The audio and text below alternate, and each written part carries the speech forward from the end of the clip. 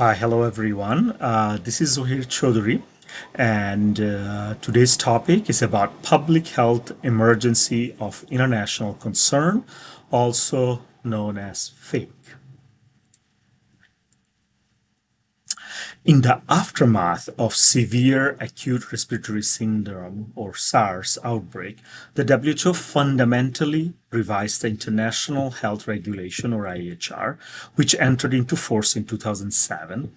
The IHR recognized that certain public health events pose a significant risk to the global community and should be designated as a public health emergency of international concern or PHEIC. Here is a formal definition of PHEIC under the IHR. So it's an extraordinary event which is determined to constitute a public health risk to other WHO members through international spread of disease and to potentially require a coordinated international response. So what is PHEIC? Basically, it's a WHO declared state of global alert, a call to action which is legally binding to all of its member states across the world who have signed the IHR in 2005. Thus, a PHEIC is a formal designation from the WHO, and it gives a special status for an emergency caused by an infectious disease outbreak. A PHEIC is the strongest global alert the WHO can formally make, and when it is declared, countries have a legal duty to respond quickly. IHR 2005 uses a very broad definition of disease, event, public health risk. Thus, a wide range of PHEIC are covered: biological, chemical, radionuclear in origin or source events are covered, or events that are potentially transmitted by persons such as SARS, influenza, polio, or Ebola, or things that may be carried by goods or food, for example, anthrax. It's something that may be carried, or other foodborne illnesses, animals such as zoonotic diseases, vectors such as mosquito-borne, flea-borne, tick-borne, as well as environment such as nuclear releases, chemical spills, or other types of pollution and contamination are all covered under this broader definition of event or illness or PHEIC.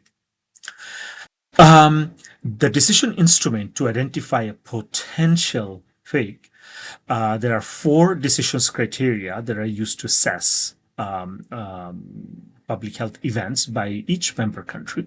So question number 1, is the public health impact of this event potentially serious? Yes or no? Number 2, is this event unusual or unexpected? Yes or no? Number 3, is there the potential for international spread? Yes or no? Is there the potential for travel and trade restriction? Yes or no? So if 2 of the 4 criteria are met, countries are required to notify WHO within 24 hours.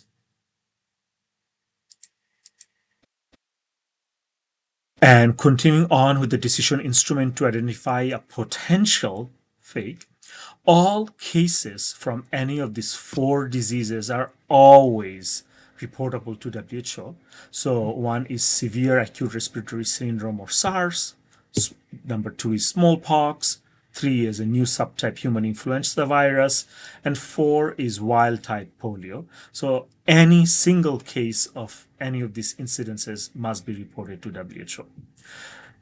On the other hand, any case also that are epidemic prone, such as cholera, pneumonic plague, yellow fever, viral hemorrhaging fever, West Nile fever, meningococcal disease, all of these diseases are also reportable to WHO. And here is the summary of the decision instrument that you can see in IHR 2005, I think is in one of the appendix. Here are those diseases that I mentioned earlier. Here is the other set of diseases, the epidemic. And then here you have specific event, the 4 questions, the yes and no 4 questions. And then if any of these questions are met, any 2, then it's reportable. So if you come from here, any single case from here, reportable, any single case from here, reportable, and then cases, an event in here, if it meets 2 of these criteria, reportable. And you can see the same thing. It's Annex 2 of the IHR. Just it shows which section belongs to what part and how the diagram flows, leading to the decision to report or not to report. So the WHO Emergency Committee is always there standby when an event is reported by the member state. It comes to the WHO, and the WHO at that time, depending on the specific events, convenes an emergency committee, or EC, which consists of international experts brought together on an ad hoc basis. This EC, or emergency committee, provides their advice on whether the current situation that just is being reported should be considered a public health emergency of international concern, or PHEIC. Countries don't need to know what the cause or the source of an outbreak is in order to report to WHO. The focus is on early detection and reporting to allow for a public health response before international spread occurs and at least minimize the global impact of an outbreak. So, who declares a public health emergency of international concern? WHO Director General, right now it's a he, declares PHEIC. So when the Director General declares a PHEIC, there are multiple things that the Director General needs to consider. Information provided by the state party, whether a potential PHEIC is occurring, the decision instrument that we just went over from Annex 2, and then the advice of this emergency committee, and then the basic scientific principle and scientific evidence and other relevant information that pertains to this specific event, and then an overall assessment of risk to human health, to international spread of disease, and of interference with international traffic and trade and so forth.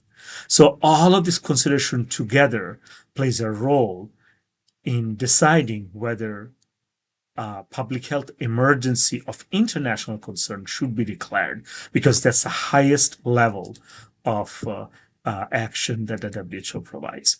So once the WHO declares PHEIC, it convenes a meeting, and there's a press release, and it's announced, and then rapid action starts taking place all over the globe when such a news is declared. For example, before IHR 2005, so more specifically March 2003, by that time we already had multiple cases, in this case thousands of cases of SARS in China, Vietnam, Hong Kong, and Singapore, as well as in Canada. And there were already 774 deaths, and 26 countries were already affected.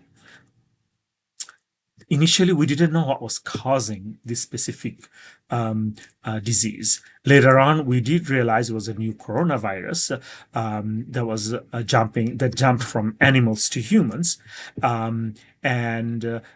If we were to use IHR 2005, this event would have been reported much earlier, because it would have met 2 of the 4 criteria, which is serious impact of public health. The disease could kill people, but we didn't know what it was, how it was transmitted, how we could prevent or treat it, and who could get sick from it, but it was killing people. There's serious public health implication.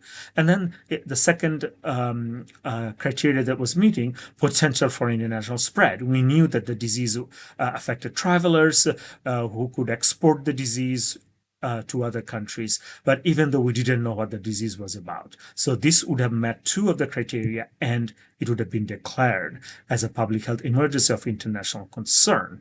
With this designation, there would be rapid response around the globe.